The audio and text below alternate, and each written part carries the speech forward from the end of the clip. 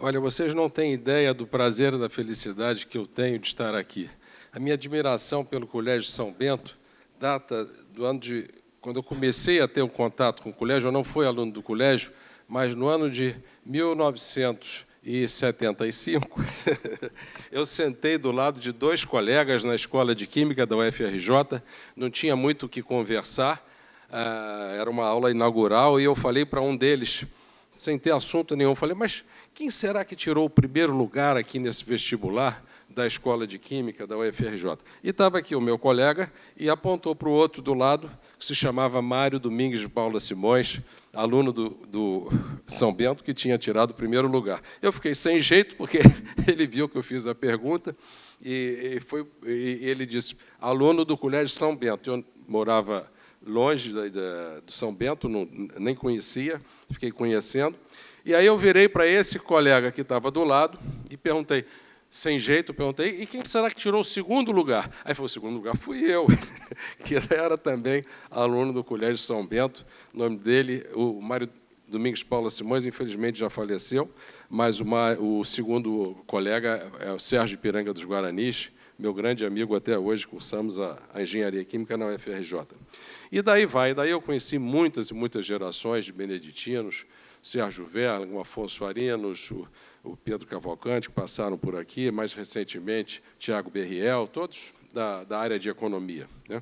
E tenho realmente uma grande felicidade de estar aqui. Então, professor, obrigado pela sua introdução. E hoje em dia eu tenho 3 filhos aqui no colégio, e mais 2 que estão numa escola internacional, uma menina, que não poderia estar aqui, e mais um pequenininho de 5 anos, que talvez chegue com a minha esposa daqui a pouco. Bem, o assunto que nós vamos falar hoje é um assunto que não tem resposta, tá? Ninguém sabe. Se pegar o Bill Gates, ou se pegar o pessoal da OpenAI, ou se pegar o pessoal da Google, ninguém sabe direito como essas coisas vão evoluir. Ninguém sabe qual é o futuro de cada profissão. O que significa dizer que a gente tem que desenvolver, hoje em dia, variáveis para sistemas de incerteza. Quais são as variáveis que uma pessoa no ensino médio deve desenvolver se ela for viver num mundo de grande incerteza sobre o que vai acontecer? Eu vou colocar 24 ideias para reflexão, para que aqueles que estão atualmente nesse estágio possam entender do que vão precisar lá na frente e tentar desenvolver isso a partir de agora. Eu vou tentar fazer uma abordagem de verificar dentro de cada profissão, não que a profissão vai deixar de existir, mas dentro de cada profissão vai haver algumas coisas que vão passar a ser mais em moda ou mais importantes e outras tarefas que a inteligência artificial vai, com maior facilidade, tomar para ela. E essas tarefas serão, em geral, as tarefas mais repetitivas e mais passíveis de automatização. Deixa eu começar aqui na...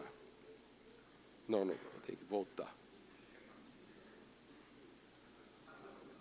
Ok, então vamos lá. Bem, uma coisa importante. IA é uma coisa que tem alguns riscos associados. O risco de cair nas mãos de pessoas que não estão muito preocupadas com outras, e, na verdade, podem até querer fazer mal a outras, né? Todo mundo lembra lá daqueles 2 aviões suicidas indo para uma torre para destruir uma torre lá em Nova York. Imagina que uma IA poderosíssima cai na mão de pessoas com esse tipo de interesse, zero de altruísmo e muita vontade de expressar seu ódio ou coisa semelhante de uma forma pública e atingindo os outros. É um perigo sim, mas eu não vou tratar disso. Existem também questões sobre a IA assumir o controle, assumir a capacidade de sofrer. Do ponto de vista ético, todo ser que passa a poder sofrer, a ele a gente costuma dar direitos, né? Existem, por exemplo, países onde o aborto é permissível a partir de 3 meses, mas não antes. Aí você pergunta, mas por que essa legislação? Porque a partir de 3 meses o feto é mais passível de sentir sofrimento, o sistema nervoso está mais desenvolvido e por aí vai. Então, imagine que algum dia a gente chegue à conclusão que a IA assumiu consciência que a IA é capaz de sofrer. Eticamente, você pode, então, tentar tirar o botão da tomada? Essa é uma questão, mas eu não vou tocar em nada disso aqui. Mas vou aproveitar esse gancho que eu falei em tirar o botão da tomada, porque alguém pode sempre dizer, não, mas lá na frente, se houver alguma ameaça, uma coisa semelhante, a gente tira a tomada. Não é assim. Sistemas competitivos, em que, se for um país que deixa de usar a IA, ele fica em desvantagem comparativa a outros. Se for uma firma também, se for um indivíduo também, é difícil você ter quem puxe a fila, é difícil você ter a primeira pessoa a fazer isso, a segunda, a terceira. Então, em sistemas competitivos, é muito difícil você ter uma coordenação para que as pessoas, como um todo, deixem de fazer existir um sistema que está ganhando a inteligência em velocidade muito elevada. Existem algumas projeções que a gente vai passar a ter agora, mesmo na OpenAI, vários cientistas que não são humanos, e, se isso se der, a velocidade de crescimento passa a ser exponencial, já está sendo, mas passa a crescer ainda mais rapidamente, e aí vai ser difícil existir algum ser humano, ou mesmo a soma dos seres humanos, que chegue perto da inteligência que vai emergir desse processo. Então, não vou tratar disso. A minha abordagem vai ser construtiva, no sentido de que ninguém fique desesperançado. Puxa, eu gostava tanto dessa profissão, aí o professor Rubens foi lá e disse que... Não. Em cada profissão, a gente vai tentar ver coisas que vão perder um pouco a ênfase, vão ser passadas por serem mais automatizáveis para a IA, e outras que vão ganhar mais ênfase. Evidentemente que eu não vou poder correr aqui 10, 20, 30, 100 profissões. Eu vou apenas dar exemplos nas áreas que eu tenho mais alguma proximidade, né? Que é a área de engenharia química, a área de economia, a área de finanças, e vou também fazer uma provocação sobre a área de história, para sair um pouco da zona de conforto. Então, por exemplo, o que a gente está vendo hoje em dia? Tarefas que são facilmente automatizáveis ou agenciáveis, são chamadas Agentic AI, que é a inteligência artificial sob forma de agente, que eu já vou explicar o que é, elas estão perdendo a demanda pelo trabalho humano e passando a ser, então, tarefas de rotina de agentes de IA. Por exemplo, quando a gente liga hoje em dia para uma firma e vai querer falar com a atendente, em geral, fala com uma IA, né? Que eu chamo de chatbot, ou robô de conversa, né? Isso já está muito em voga. E estão surgindo algumas coisas, esse nome engenharia não é engenheiro, não tem nada a ver com engenharia, mas as pessoas usam, então tem que trazer aqui, que é a engenharia de contexto e a engenharia de comandos de entrada. Quando a gente vai lá no ChatGPT, no Claude, no Perplexity, na inteligência artificial Grok, lá do Elon Musk, ou mesmo na do Google, a gente coloca o comando, que é o prompt, né? Mas existe uma contextualização prévia, que a gente chama de... as pessoas estão chamando de engenharia de contextualização, que mais ou menos estabelece os limites da procura. Você vai aqui, você não vai ali, você não vai fazer isso, você não vai usar aquela fonte, você vai tratar como se você fosse um especialista nessa área. Então, essa contextualização aumenta sobremaneira a eficácia da resposta da inteligência artificial. E tem muita gente que está se especializando, né? É uma coisa totalmente chamada, entre aspas, no-code, não precisa saber Python, não precisa saber Java, é uma coisa que você se expressa apenas com palavras e faz um contexto para a construção de alguns agentes de inteligência artificial sobre os quais eu vou falar.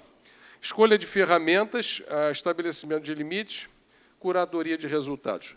Prestem atenção nessa palavra curadoria.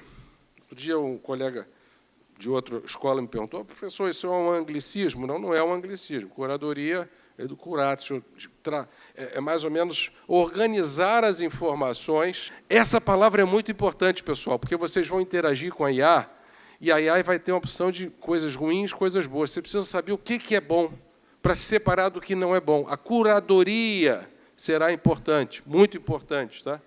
E também a pergunta, que também é uma pergunta que sofre curadoria. Resumo de eventos históricos. A IA já faz isso com fontes cruzadas, já coloca tudo direitinho numa tabela, correção de prova de múltipla escolha. Eu tenho um curso de macroeconomia, que eu faço, dou na fundação, para o mestrado e doutorado. Eu já pedi ao núcleo, o pessoal do núcleo, olha, eu vou fazer questões, eu quero correção toda automatizada, núcleo de computação, né? E isso aí eles conseguem rapidamente com os códigos inerentes, não precisa nenhuma capacidade de computação, a própria IA dá. Ó, entra lá no Python, bota esse código aqui, que ele vai rodar para você a correção da sua prova, né? Então, é uma coisa que a gente está fazendo, ou vocês podem fazer.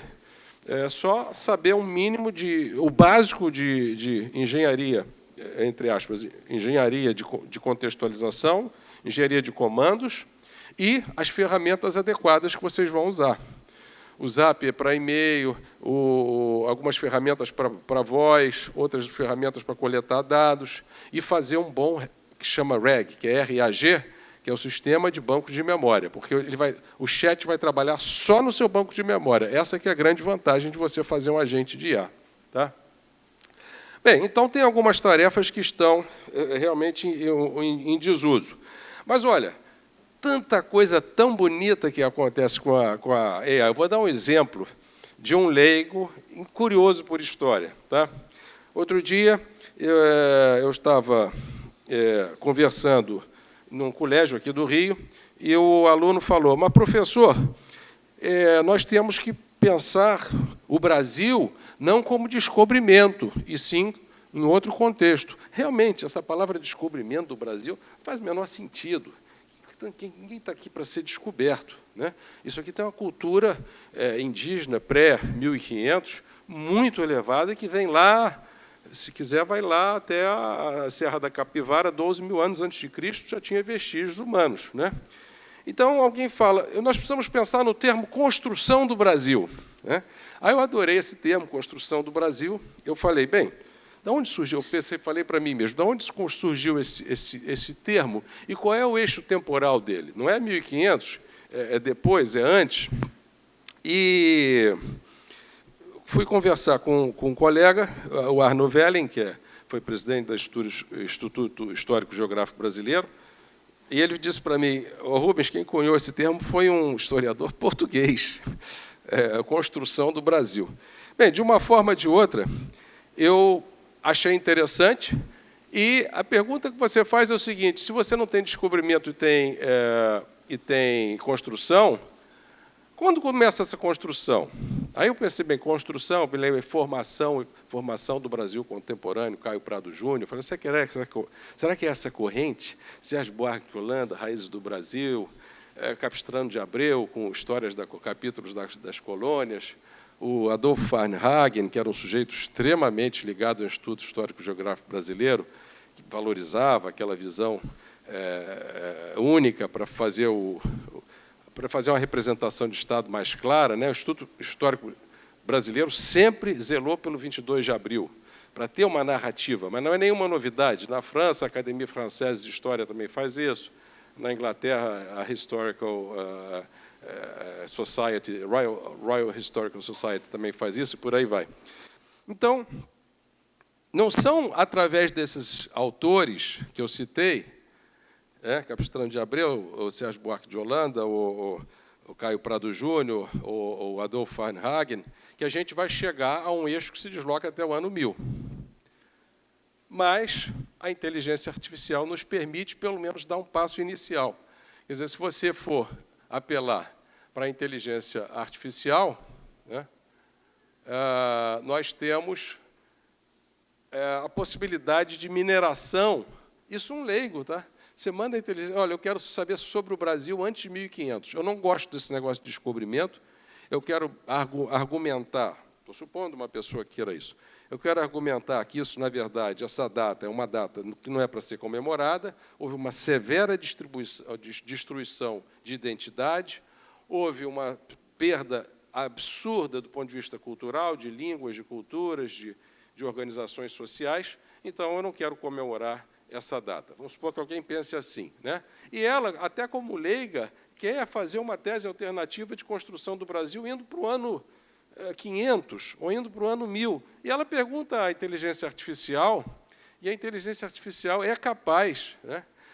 Agora a gente tem um aluno, pediu um aluno da escola para levantar isso, e ele está levantando essas questões, né? Cruzando mapas.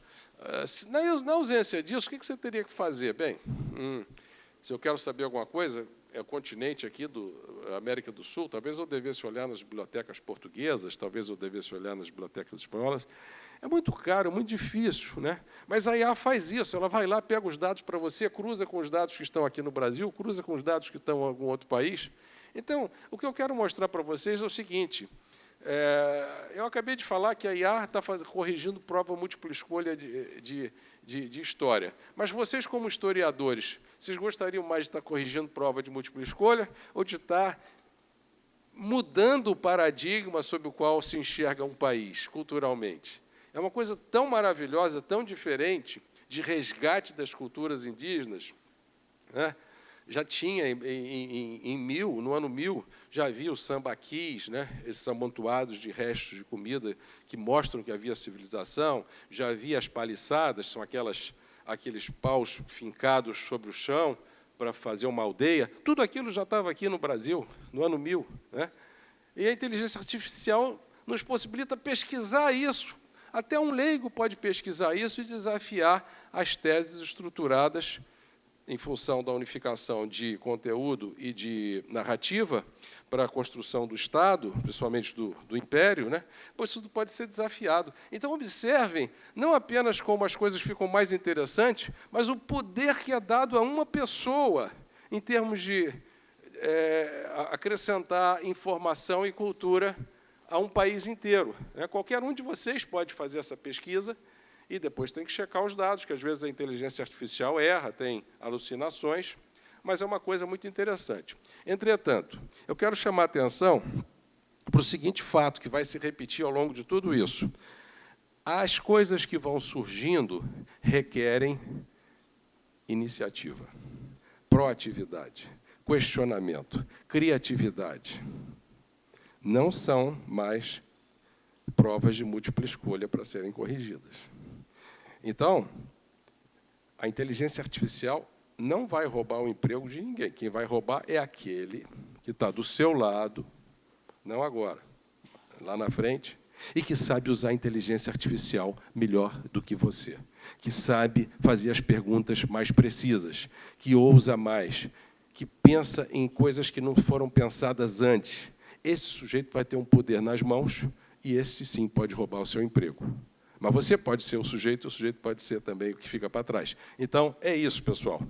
A cerne de tudo que eu vou falar é que esse novo poder emanado da inteligência artificial, primeiro, é um poder imenso nas mãos de cada um. Segundo, vai privilegiar quem tem criatividade, quem tem ousadia e quem tem vontade de sair do ordinário. Isso se dá principalmente através de pesquisa. Isso são detalhes, né? Isso tudo está sendo feito por um aluno nosso que está levantando esses dados e a gente espera, em breve, escrever um artigo falando a construção do Brasil. Mas não é aquele deslocamento de eixo daqueles autores clássicos que eu mencionei. Até Darcy Ribeiro, com a formação do povo brasileiro, sabe onde é o eixo que eles botam? 1690. A integração do comércio açucareiro à Europa. Novamente, a Europa no centro das coisas. Não tem que estar no centro das coisas. Quem tem que estar no centro das coisas é o Brasil. Então, às vezes, você vê o IBGE fazendo mapa de cabeça para baixo. Isso não é interessante. O que é interessante é ir lá para trás e resgatar uma cultura maravilhosa, exaltada pelo Montaigne, exaltada pelo Rousseau, a cultura primitiva inerente ao Brasil, que tanto nos orgulha. Então, esse projeto, se alguém tiver interesse depois, é um projeto aberto que está sendo conduzido pela Escola de Economia aqui da Fundação Getúlio Vargas. Bem, tem vários outros exemplos, né? Eu não vou citar, mas vocês podem ler. Muitas coisas estão deixando de acontecer em função de automatização. Isso já dei o exemplo de história, eu não sou especialista em história. Engenharia química, já mais próximo, que eu fiz o curso de engenharia química, e está havendo essa modificação. Temos aqui o professor de Química, que certamente está acompanhando com muito mais ênfase do que eu estou acompanhando, porque eu, embora tenha feito engenharia química, depois eu fiz o doutorado em economia e trabalho em economia há muito tempo. Mas realmente está acontecendo isso. Agora, a mesma tese se repete, pessoal. São coisas que saem e coisas que entram. As coisas que entram quais são? As coisas que estão em alta. Novamente, pesquisa e curadoria.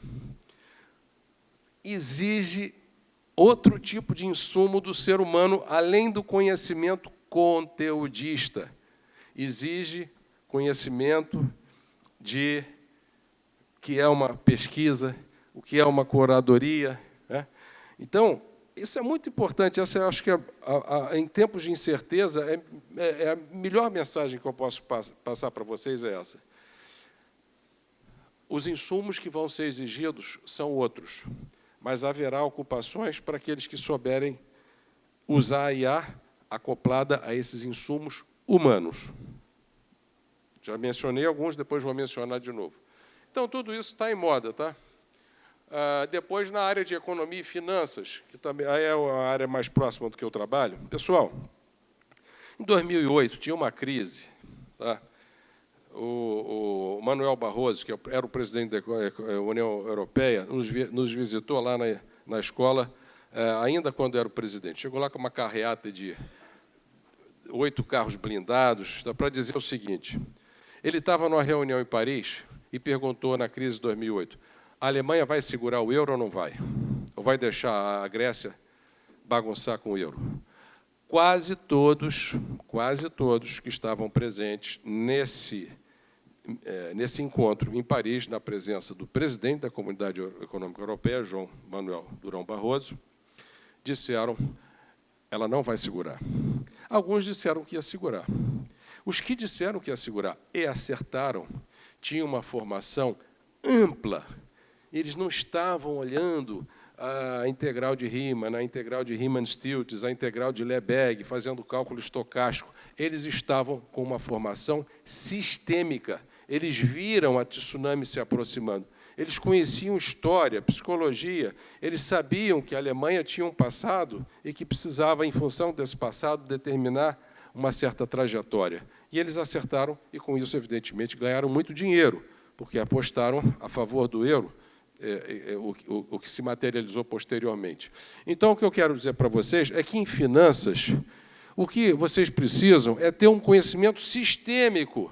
Sistêmico, não adianta ficar no detalhe do detalhe da técnica, ali pegando um grão de areia e vendo a estrutura cristalina da areia. Se está vindo uma tsunami gerada por geopolítica, gerada por efeitos macroeconômicos, gerado por taxa de câmbio, gerada por juros, tem que ter a visão sistêmica que provê o estudo de finanças pela economia.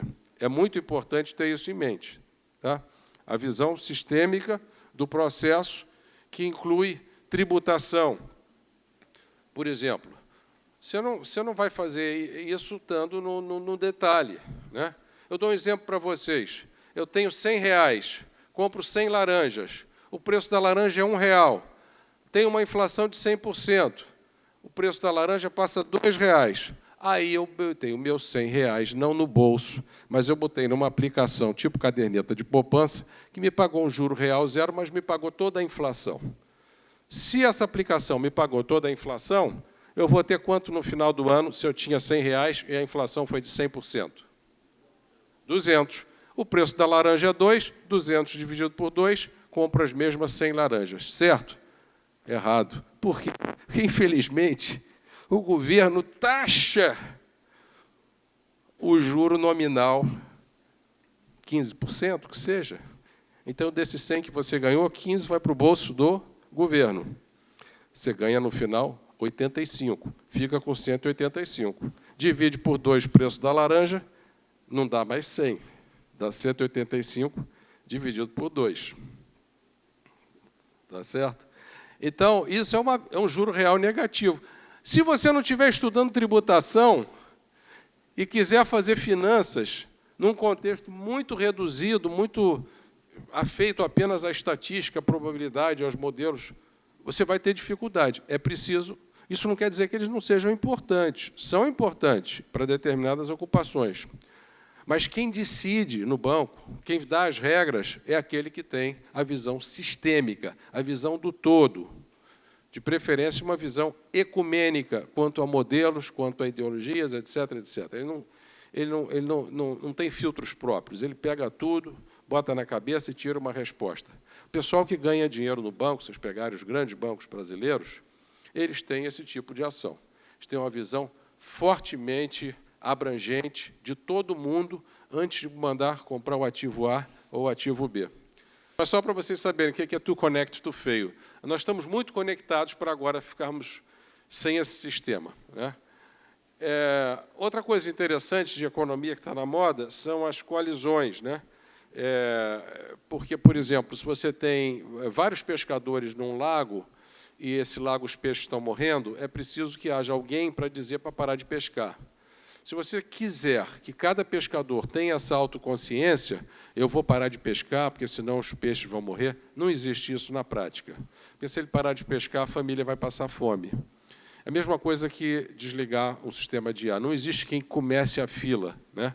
Então, a economia está desenvolvendo vários modelos, inclusive com apoio do equilíbrio ginético, nós vamos falar depois nele, para tentar resolver essa questão. Então, em alta em teoria econômica, tem várias coisas, mas eu queria falar sobre os 24 conselhos que eu gostaria de passar para vocês. Em cada um dos conselhos, eu tento anexar uma memória, por exemplo, a Ada Lovelace, ou Ada Lovelace, para quem não sabe, foi a primeira mulher que fez programação de computador, uma pioneira sensacional que fez programação de computador lá atrás. Aprenda a usar a IA. Primeiro conselho, nesse mundo novo, aprenda a usar a IA.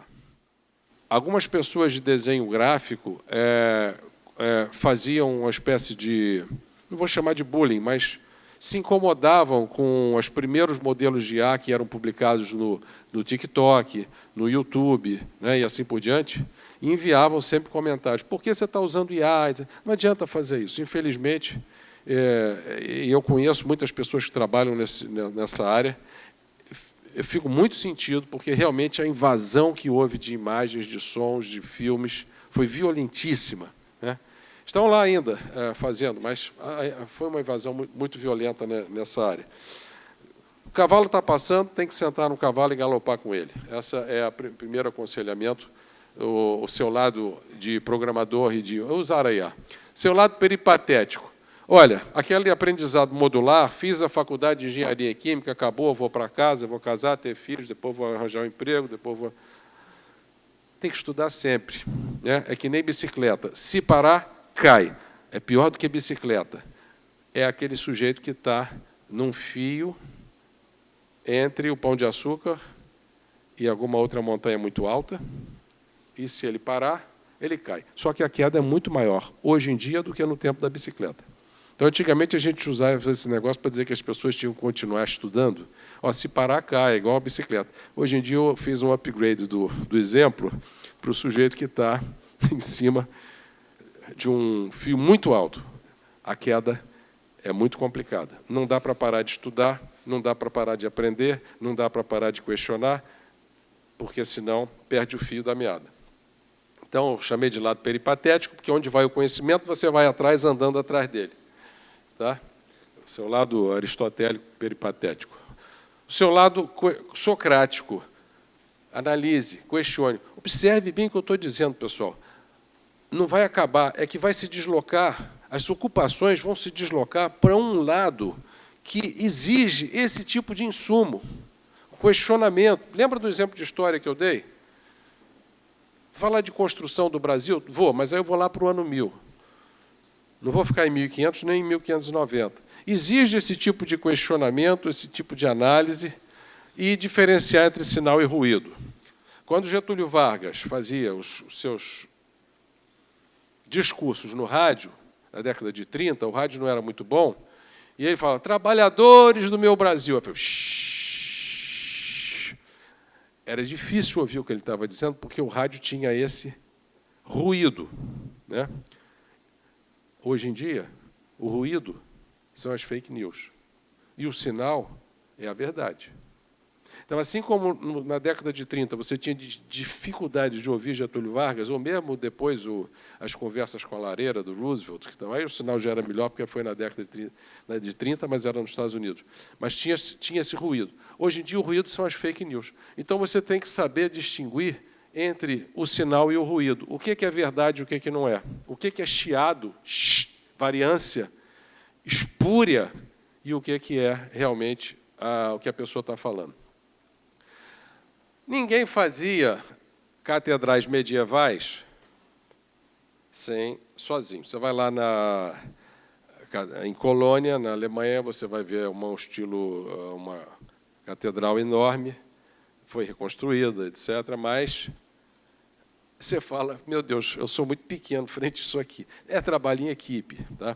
Trabalho em equipe é crucial, pessoal. As habilidades não cognitivas vão estar em super alta. Por quê? Porque os problemas que faziam você procurar o colega do lado vão ser resolvidos homem-máquina. E você vai precisar de trabalho de equipe, porque o custo de trabalhar em equipe diminuiu. Você agora pode trabalhar com um amigo em Ankara, outro em Montevidéu, outro em Nova York e outro em Helsinki. Porque a tecnologia permite. Tem que saber trabalhar em equipe, né? Outra coisa, tente desenvolver flexibilidade. Fez uma startup, não deu certo, faz outra. Eu tenho, lá na IPGE, muitos alunos que fizeram startups, né? E uma coisa que eu aprendi com eles é o seguinte, quem foi bem, em geral, tinha 4 ou 5 startups. 4 faliam, uma ia muito bem, ele depois ganhava dinheiro. Ou seja, tem que ser flexível, de preferência com flexibilidade financeira também. Ou seja, ter várias fontes de renda, ao invés de uma só, para você poder empreender nesse mundo novo. Seu lado Tycho Brahe, né? Aprenda a lidar com dados, né? O Tycho Brahe, vocês sabem, se eu pegar esses 5 pensadores, o Copérnico, com a ideia dele de provocativa, heliocentrismo. O Brahe foi a pessoa que pouca gente conhece, porque, em geral, a pessoa fala Copérnico, Kepler, Galileu e Newton. Mas o Tycho Brahe foi o sujeito que pegou os dados dos movimentos planetários, etc., que depois o Kepler provou a órbita elíptica funcionava bem com os dados. Então, é preciso aprender a trabalhar com dados. Os dados são um novo ouro, né? Não é mais como era na década de 80, a gente ficava lá com os modelos matemáticos, fiz 4 cálculos, mais uma álgebra linear, mais cálculo numérico na engenharia. Pensei que estava bem para a matemática da economia. No primeiro dia, eu estava maximizando o espaço de funções discretas, sequências, funções contínuas, para maximizar a utilidade de um sujeito daqui até infinito. Saber como as pessoas pensam.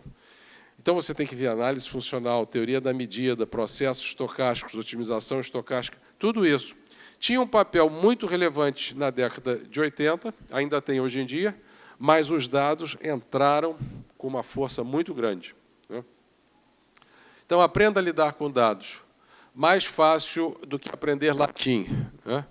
Está aqui o reverendo Costa Couto, que é nosso mestre de latim. Vamos aprender o básico de programação e economia, tem que aprender, tá? Não tem jeito. Agora, não esqueça do conteúdo. Às vezes eu vejo iniciativas interessantes, a pessoa fala, vou fazer aqui um aplicativo para obter esse fim, etc. Vou fazer aqui uma coisa assumindo que as pessoas são competitivas, etc., mas não fazem um bom modelo de negócios, e aí depois não conseguem decolar. Tem que tomar muito cuidado com isso, porque senão depois perde a profissão, perde a velocidade de entrar no mercado de trabalho, porque ficou num projeto próprio, mas esse projeto não decola. Às vezes decola, mas às vezes não decola. Então, o conteúdo é muito importante. O seu lado de aprender sobre segurança cibernética, né? Eu coloquei o Montaigne e Descartes, porque são os mestres da dúvida, né? Montaigne, vocês sabem também que dignifica muito o habitante aqui da América do Sul antes da chegada dos europeus. Hoje em dia, quando você pega um agente de IA, você fala assim, chat, eu quero aquela função chat 5 thinking, pensando. Aí você fala, olha, reserva para mim, eu vou fazer férias, tenho 5 filhos, o esposo, eu quero que você reserve para mim um hotel lá em Búzios. Aí ele começa a pensar. Aí, daqui a pouco, ele fala assim, posso ligar para o hotel, dependendo do aplicativo que você tem no sistema? Aí você, ele vai ligar em meu nome? Ah, tá bom, pode. Aí, daqui a pouco, ele fala, preciso do seu cartão de crédito. Né? Bem, eu vou dizer para vocês que, na década de 90, quando começaram essas coisas, ninguém dava cartão de crédito na internet. Hoje em dia, todo mundo dá. Então, hoje em dia, você fica com medo de dar o cartão de crédito para o agente de AI, de inteligência artificial, mas pode ser que daqui a alguns anos todo mundo dê o cartão de crédito. Mas você precisa saber de segurança cibernética, tá? Até porque você também tem que liberar os acessos do seu computador para a inteligência artificial. E, às vezes, dá um pouco de medo disso. Traga à tona o seu Michelangelo. Crie. Saiba identificar os diferentes conceitos de ética. Isso vai ser importante. Tá? Observe, Mercado Livre, você sabe quem é vendedor platino, quem é vendedor ouro. Mercado de profissões, lá na frente, saiu um edital na Turquia para engenheiros do mundo todo para fazer uma turbina. Você vai dar a sua proposta, mas eles vão saber se você é vendedor ouro, platino ou não. Se você, um mês antes, desrespeitou um colega, chegou atrasado, seja lá o que for, vai estar tudo online de conhecimento deles.